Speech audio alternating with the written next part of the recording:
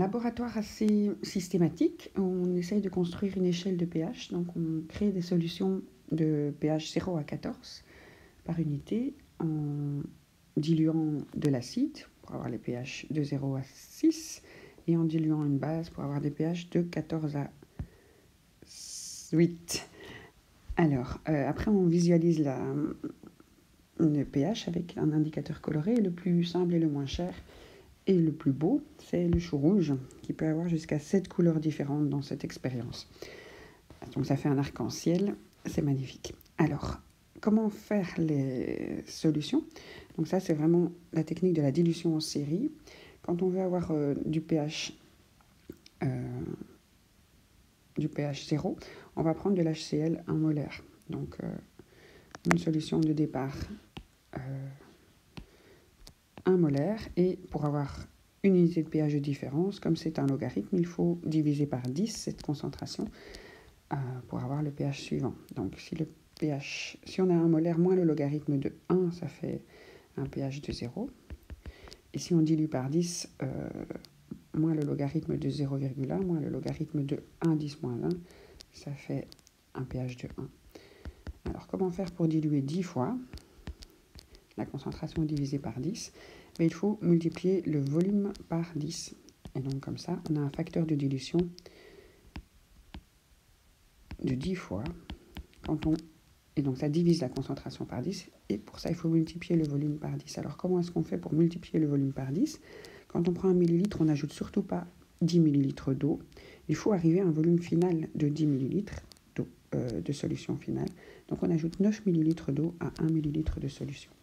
Donc, quand on fait la manip, on prépare d'abord les 9 millilitres d'eau et on ajoute le millilitre. Parce qu'on va se rendre compte qu'en fait, si on veut aller à pH 2, 10 fois plus dilué que les 0,1 molaire pour avoir le pH 2 et donc avoir moins le logarithme de 1, 10 moins 2, ça fera 2. Il faut de nouveau diviser par 10 la concentration. Et donc, il faut de nouveau multiplier par 10 le volume. Donc, à 1 millilitre, ajouter 9 millilitres d'eau pour arriver à 10 millilitres. Et donc, comme on va chaque fois mettre 9 millilitres d'eau, et ce sera prêt pour après ajouter le petit millilitre de solution en solution qui permet de diviser la solution chaque fois par 10. Et on ne verra rien à ce moment-là. Il faut ajouter le chou rouge pour que toutes ces solutions incolores deviennent colorées. Alors, on l'a fait au labo, et voilà ce que ça a donné. Donc ça, c'est HCl 1 molaire. Et après, on l'a divisé par 10, 0,1, 0,01, 10 moins 3, 10 moins 4. Et on voit qu'on a quand même une gamme de couleurs. Alors ici, on va dire que c'est le même rose. On a du mauve. On a du... Après, ça commence à être bleu, on va dire. Est-ce qu'on a une couleur en plus ici entre eux? Un peu... Bon, je crois quand même qu'il n'y a que 3 couleurs. Alors, ça, c'est pour les solutions acides. Et on voit qu'après, ici, c'est vraiment la couleur habituelle du chou dans l'eau. Donc, quand on fait le colorant, en fait, on prend 2 feuilles de chou rouge, on les broie dans un mixeur de cuisine et on filtre ça avec un filtre à café. Et on obtient le jus de chou rouge. Il faut faire ça assez concentré, 1 ou 2 feuilles dans à peu près 100 ml. Et on ajoute ici dans les tubes à peu près 1 millilitre de cette solution. La variété de bleu, c'est aussi un petit peu la quantité de chou rouge qu'on a ajouté. Mais c'est la même luminosité, enfin la même couleur. Alors pour avoir les solutions basiques, on va faire exactement la même chose. Mais on va partir avec du NaOH 1 molaire qui va nous donner 1 mole par litre de OH-, qui est la basicité. Et si on veut diminuer, on aura toujours divisé par 10 la quantité de basicité. On aura les pH qui iront de 14, 13, 12. Et on a donc ici plus de couleurs. Donc on a du jaune, du vert d'eau, encore un vert un peu bleuté. Ici, on peut encore dire qu'on n'est pas tout à fait dans le bleu, mais après on a le bleu. Donc je vais promis 7 couleurs. 3, 4, 5, 6, 7. Arc-en-ciel. Voilà, alors après, on peut faire quand même des calculs précis, donc, et utiliser les formules de pH ou pas. Donc, pour calculer le pH d'une solution, c'est toujours moins le logarithme de H3O+. Oui, c'est plutôt un peu plus loin que je dois écrire. Donc, le pH égale moins le logarithme de H3O+. Ça, c'est la définition du pH. Donc, c'est la puissance d'hydrogène, c'est la quantité d'acidité d'une solution. lisible facilement, beaucoup plus facilement que c'est un 10, moins 2, moins 3.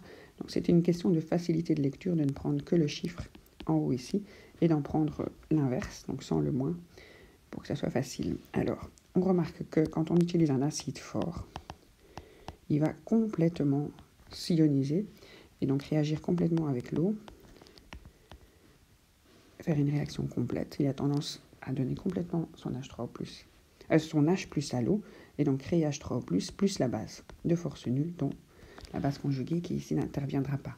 Et donc tout ce qui est HCl est H3O+, tout ce qui est HCl est H3O+. Et donc au fur et à mesure que la concentration change en HCl, elle change en H3O+ aussi.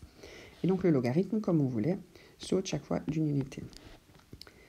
Alors si on continue comme ça jusqu'aux dilutions 6, 7, 8, 9, on pourrait imaginer que ça donne un pH de 7.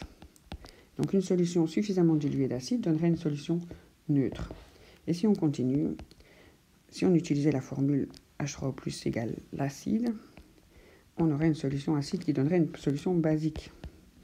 Alors là, et de plus en plus basique. Là, c'est pas possible, il y a un problème. En fait, ce qui se passe ici, c'est qu'on est dans les limites d'utilisation de la formule. Alors la formule, c'est celle qui simplifie le calcul du pH, qui dit que ce n'est pas moins le logarithme de H3O+, mais le logarithme de la concentration en acide fort, puisque les deux sont identiques. Donc cette formule est parfaitement utilisable jusque 10-5. Donc OK jusque une concentration en acide fort, tant qu'elle est supérieure à un 10-6 en fait. À partir d'un 10-6, il faut faire attention. Pourquoi faut-il faire attention?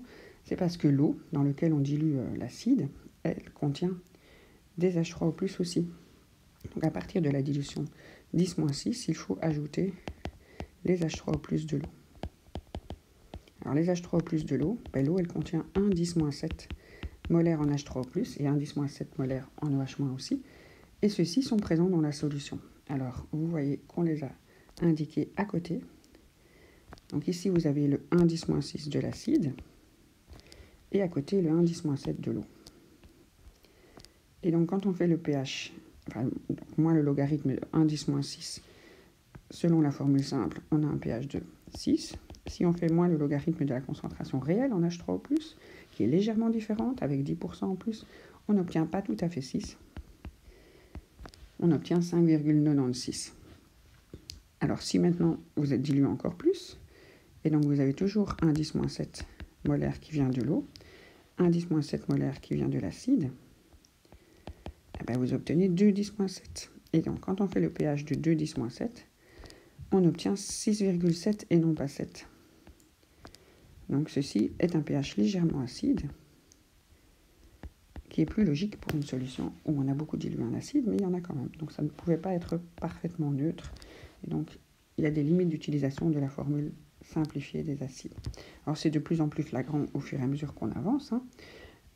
Donc si on a du 1 10-8 en acide, donc on est ici, par rapport à 10-7, 0, 1 10-7, 1 10-8 et 1 10-7 de l'eau qui est ici.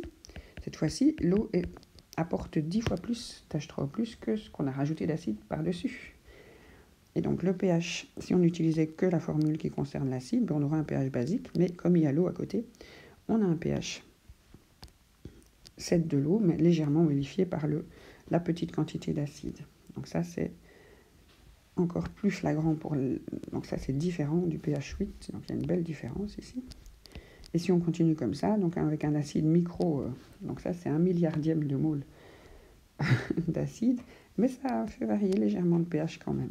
Et donc dans ce cas-ci, l'acide il est 100 fois moins présent que celui de l'eau, et il intervient donc pour faire bouger le pH.